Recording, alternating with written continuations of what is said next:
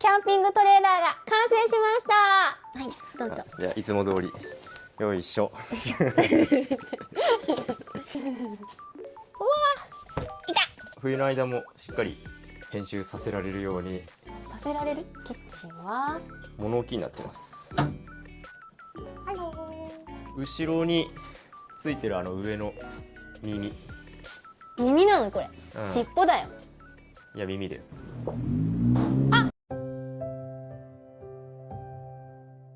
皆さんこんにちは、さおりです。なんとついにタダーン、キャンピングトレーラーが完成しました。イエーイ。前回は防水下地を貼ったところで終わっていたんですけど、今は中も外も完璧に仕上がっています。このトレーラーほとんど鍛冶職人が全部一人で作っているので、今回はカメラマンそして案内人として一緒にルームツアーをしてもらいます。じゃあ行きましょう。行こう。どうします？早速入りますか？いいよ、開けて。行きますよ。うん。じゃらーん。おお、すごいよ。もうまるでお家でございます。それじゃあ早速中に、はい、どうぞ。じゃあいつも通りよいしょ。近くない？変な冗談で脚立がここにチェーンで固定されているので、黒いとこガチャンって外して、いいね、これ黒いの。ね。これを下ろすと。乗るときは脚立をはーい。出して。よいしょ。しっかりしてるわ。オッケはい。コメントでさ、乗るステップ、このー。下からギュュッて引き出すやつなんかあるのおすすめですよって教えてもらったんだけどさ、あれめっちゃ良かったんだけど、タイヤの上で、そうだね、ちょうどね。そう、タイヤの真上じゃなかったらめっちゃ良かったなと思って、そうタイヤの上だからなんかもしあった時にそうだね。引っかかったら大事故になるなと思って割ちょっとねと近い。できなかったんだよね。うん。脚立にしてます。はい。じゃあ乗りますよ。はい。よいしょ。お邪魔します。あ、靴下脱げた。はいはい。ここが玄関ですね。玄関です。玄関めっちゃいい、おしゃれ。本当の玄関。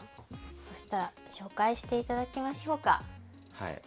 まず畳が一番目に入ってきますけど、フリースペースっていうか、なんていうんだろう、前作ったトレーラーだとこの両側にソファーがあって、真ん中にダイニングっていう作りだったんだけど、そうね。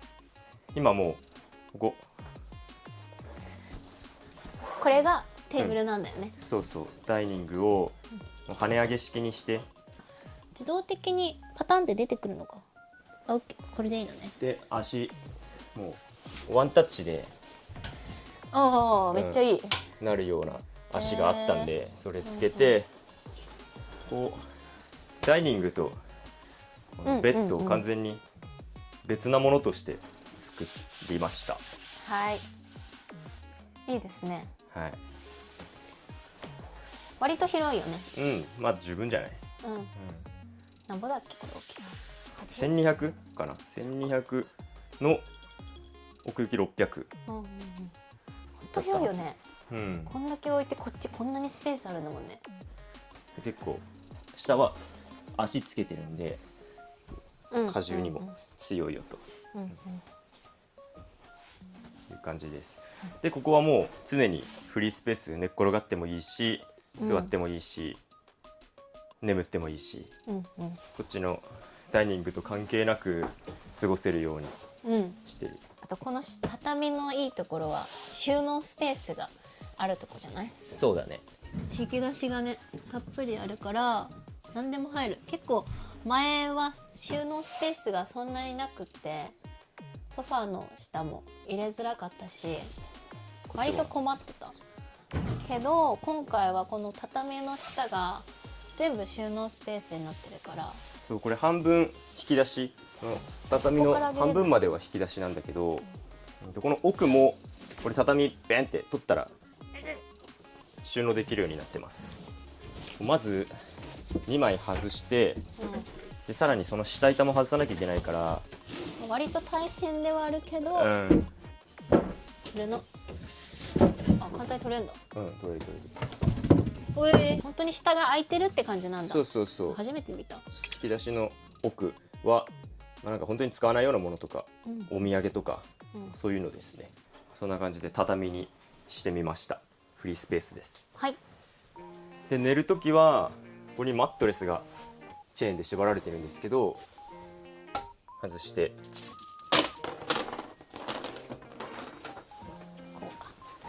長セミダブルですね。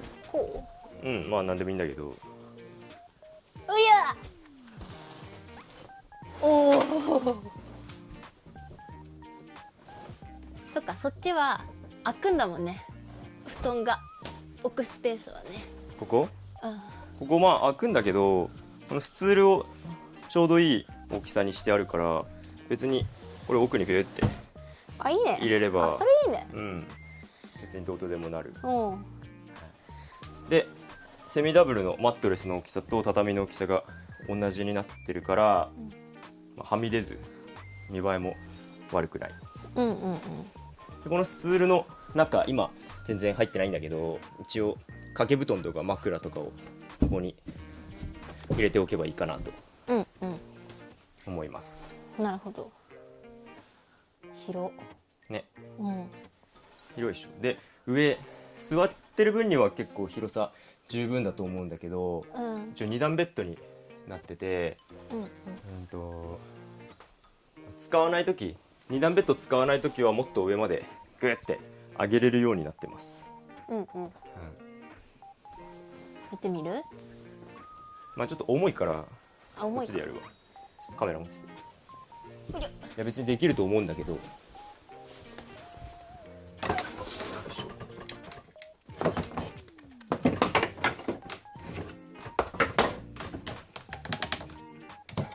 前中ってどのくらいの状態で終わってたっけ？動画の時？まだ壁紙っていうかこれ貼ってないよね。そうだっけ？多分貼ってないよ。まあよく分かってない。本当に何もできてない状態だった気がするな。こんな感じで上ギリギリまで底上げできるので、結構だいぶ座ったら手伸ばせるぐらいは広くなります。まあ今下ろしとくか。オッケー。プラン。そういうとこ素人設計だから。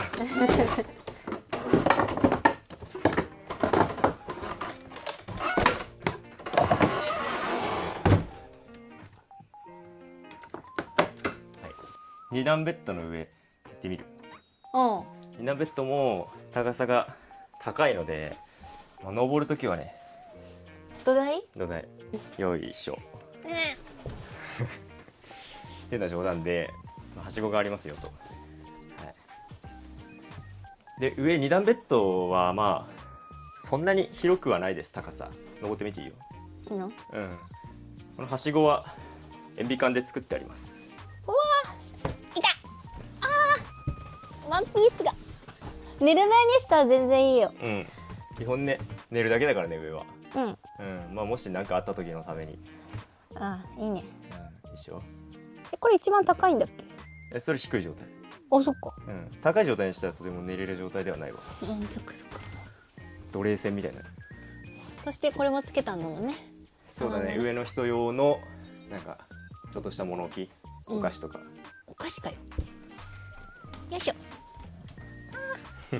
ちょっと乗り降りしづらいし。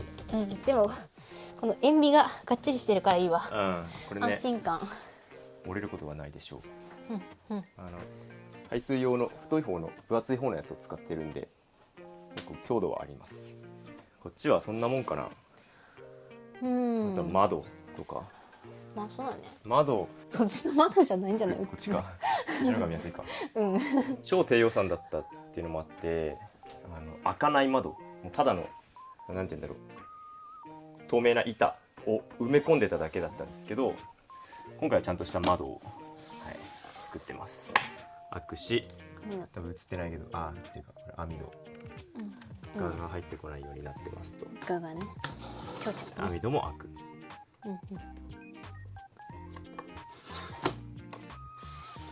で窓は全部で1、2、3、電子レンジの上に3つと、あとこの中は後で見せるんですけど物置になってて、この中にも1個窓がありますと、そんなもんかな。これもね、そうだ、ロールカーテンね。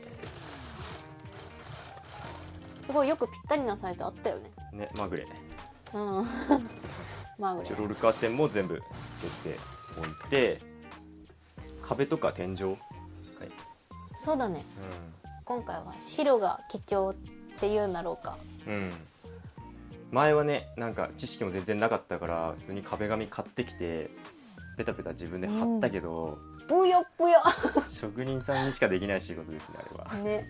なので今回は化粧ベニヤ、最近コメリに売り出してて、ね、それを買ってきてベーって貼ってます。すごいよね、こんなのなかったよね前。なかった。天井も同じ。いろんなのがあるんだもんね。そうだね。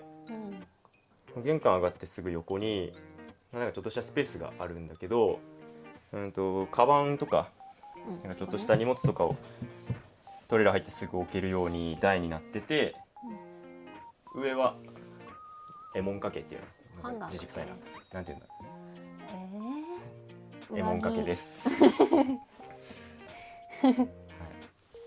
上着をそのままねポコポコかけて置けるように、結構既製品のトレーラーとかだとここがもうなんかこう扉がもうついてて結構ね圧迫感があるんですけど、扉とかつけずそのまんまにしてあります。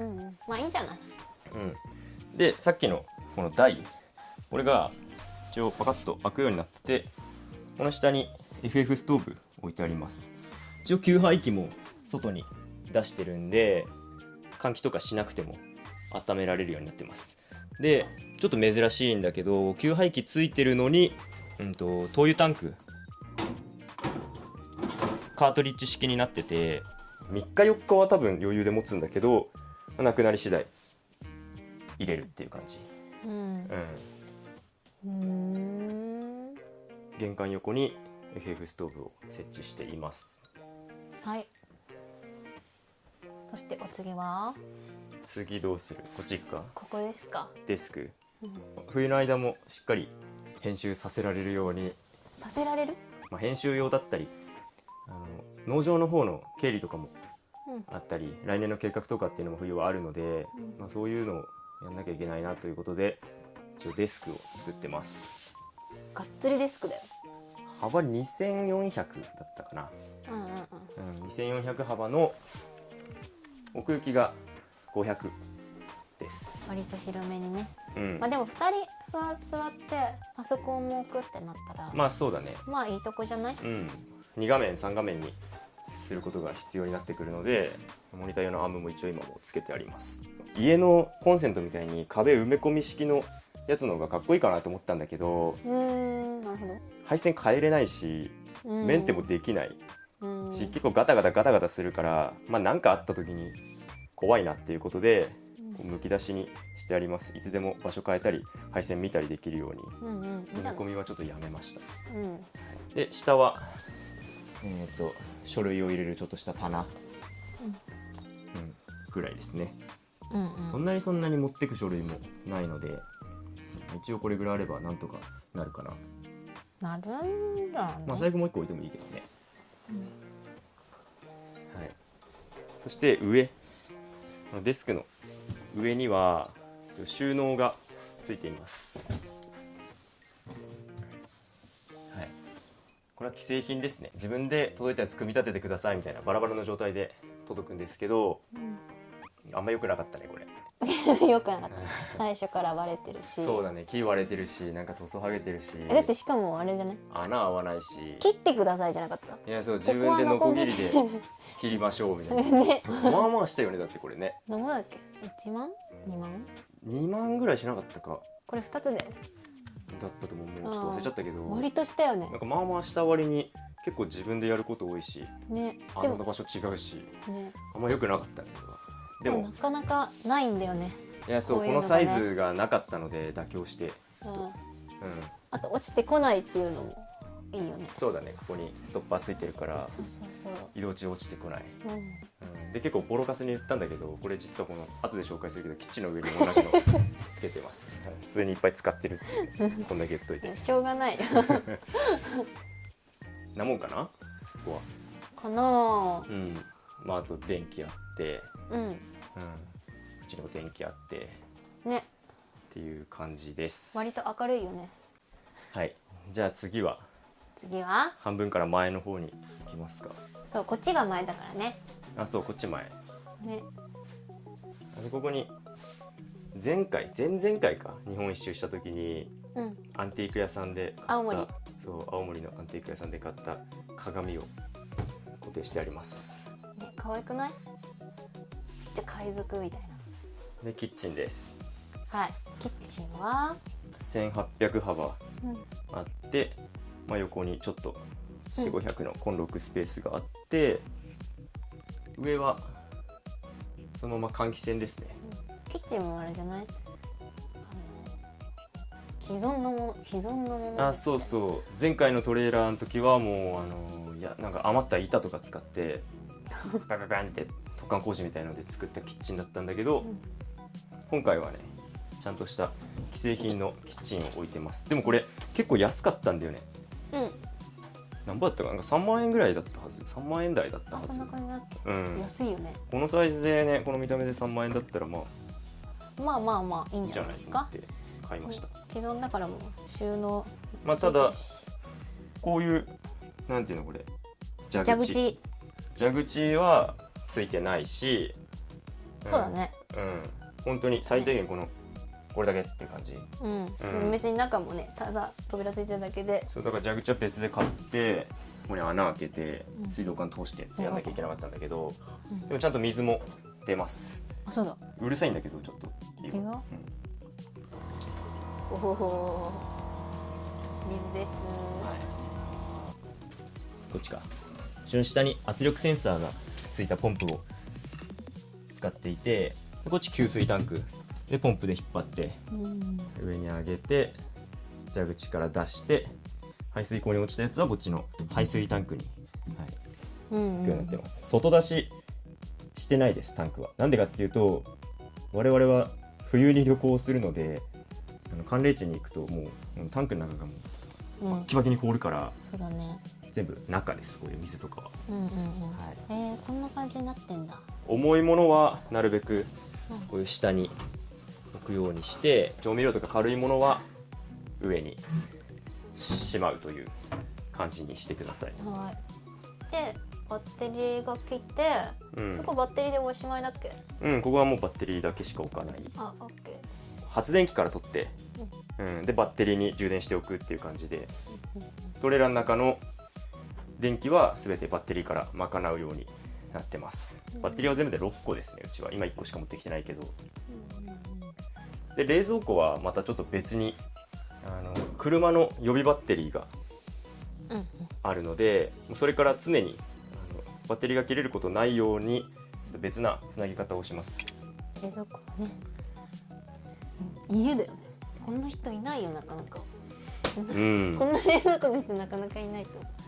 で上には電子レンジが一応あるんですけど、もうねこれもガチガチに固定してあってちょっとやそっとのことでは動かないようになってます。まあ、動くようだったらねちょっと走ったらバラバラになってるから困るんだけど、そうだね。基本全部置いてあるもの、ストーブも何でもそうなんだけどガッチガチに固定してありますね、トレーラーの中のものは。といった感じで最後、ここが最後ですね。物置です。物置になってます。ハロスルー。ティッシュとか洗剤のストックだったり出して置いとくようなものじゃないものを一応収納しておけるようになって、で念のため下には簡易トイレも設置してあります。下にブラックタンクあるとかっていうわけじゃなく、凝固剤と一緒になった袋が設置できるタイプのやつで、まあこれはあんま使わないですね。本当に緊急用のためにトイレを一応置いてますので閉めておきますと。はい、すいません。はい、こんな感じで収納スペースですね、ここは基本的に。で、まあ、一応トイレもあるので換気扇もつけてあります。またまあ掃除機が置いてあったり、割といろいろ置けるよね。そうだね、結構棚はいっぱいあるからめ物が置ける。っちゃいい。何でも置こで窓もありますよ。う。臭くなっても大丈夫。そしたら外に行くか。はい。降ります。グッてやったら閉まる。本当？ああ、閉まった。なるほど。そう、これちょっとね硬いんですよ。あえて硬くしてあるんだよね。この隙間風ができないようにどこ？隙間テープみたいのをそう、これそれ触ってるやつ、これ？貼ってあって、カタカタしないように、あとは閉めてる時に隙間風入ってこないようにしっかりグッて押さないと閉まんないようにしてます。でドアも前回は作ったんですけど今回は既製品ですね。はい、やっぱりドアって結構精密に作んないとちょっとの厚さで膨張したり、ひしゃげることはないけど、ひしゃげるって何？ひしゃげるってなんか、曲げるってこと？あったかい日とかに熱で金属膨張してすごい硬くなったりしたじゃん。あれひしゃげるってやんだ。いやあれは膨張。ひしゃげることは多分ないんだけど、鉄で作ればちょっとそういうトラブルがたまにあったので今回は既製品のドアを素直につけています。なるほど。こんな感じかな。はいはい、はい。後ろについてる上の耳なのこれ、尻尾だよ。いや耳だよ。あれは吸気口ですね。吸気口のフードにちょうど2段ベッドあったあたりに吸気口がついてて、結構ね上の方熱いんですよ、ストーブ炊くと。前回のトレーラーでの経験なんだけど、2段ベッドの上で寝てると下はちょうどよくても上は熱いみたいなのがあったので、そうだね。上は外気入れれるように吸気口を近くに置いてありますと。はい、なんだ別に特に紹介するものないんだけど、外壁、そうだね、外壁がこれちょっとねなかなかそんなに見ない、いや見るのか、外に出ると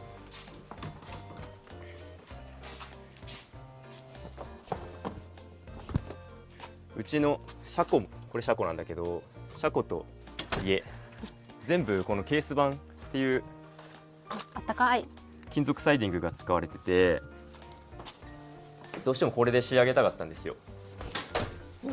なんだけど俺がホームセンターに売ってない、板金屋さんとか材料屋さんとかじゃないと取り扱ってくれないっていうことで、手に入んなかったと。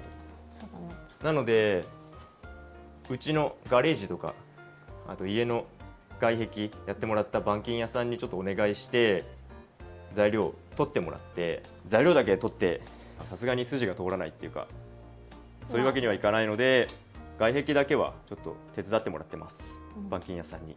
前回のトレーラーだったらアルミ複合板っていう、どこにでも売ってるものを使って外壁にしてたから自分で全部やったんだけど、今回ちょっとホームセンターに売ってないものを業者さんに取り寄せてもらってやってるので、そういう形で手伝ってもらう形になりました。まあでもかっこいいよね。めっちゃいい。すごすぎ。でさっき最後に紹介した物置兼トイレのこれが窓ですね。上には換気扇の穴があります。はい、これさっき紹介したストーブの給排気です。タイヤが近いのでここがドバッと埋まらないように、一応ここもストーブつける前に雪とか、ぐちゃぐちゃになってないか見ないといけないんだけど、ここに雪が入っちゃいけないの？いや雪が入ってもいいんだけど、雪でバカッて覆われちゃうと吸気できなくて多分ストーブつかないわ。吸だから気排気。そうそう、この外側が吸気になってて、その内側にこの管が通っててああ、排気にななるほどなるほど。ってるんだよね。だから外側は熱くないんだよね。二重になってるのさ、筒が。へえ。まあ、排気をちょっと外にこう出す感じにして、これは熱くない？ここは熱いよ。ああ、うん気をつけないと。うん。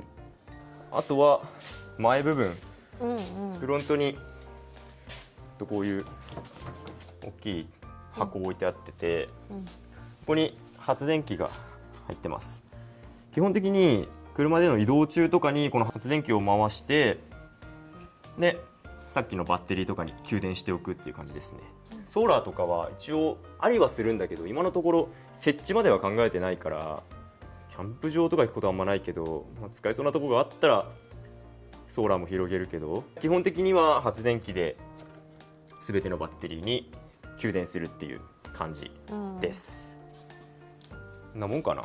あとはもうこっちはのぺっと窓と換気口があるぐらいで、特に何もないかな。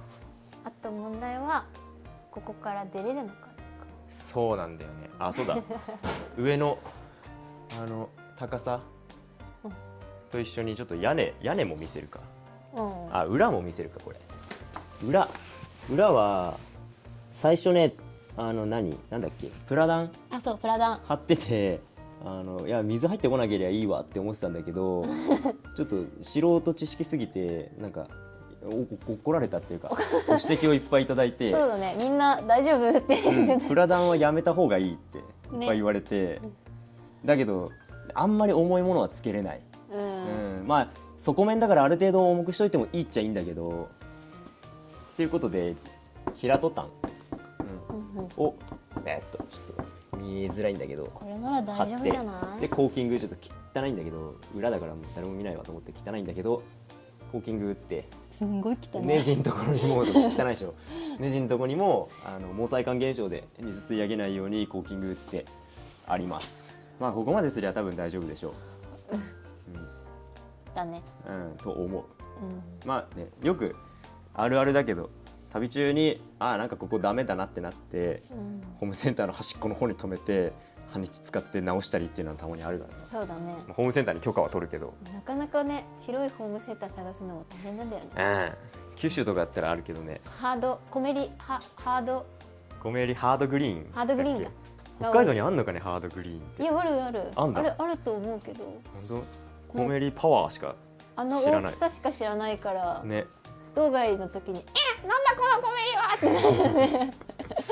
でも全然品揃えは十分なんだよね。そうちっちゃくて舐めてるとね。ね。全然十分っていう。上を見てみます。そうだね、屋根いきますか。このね、屋根はね、中2階に上がらないと見れないんですよ。